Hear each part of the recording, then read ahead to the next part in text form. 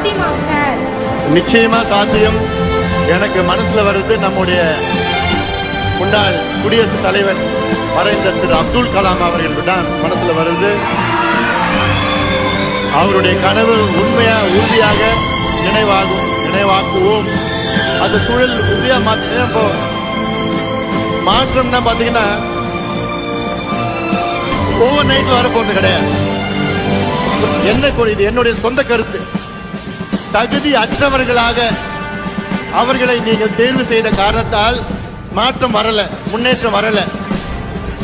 நீங்க நல்ல தலைவர்களை, தொலைநோக்கு பார்வை உள்ள தலைவர்களை, நேர்மையான தலைவர்களை, இளைஞர்களை, படித்தவர்களை, சாதனையாளர்களை, இவர்களை நீங்க தேர்வு செய்யுங்கள். நீங்க தேர்வு செய்தால் நீங்க சொல்ற அந்த கனவு இந்தியா வல்லரசு நிச்சயமா வரும்.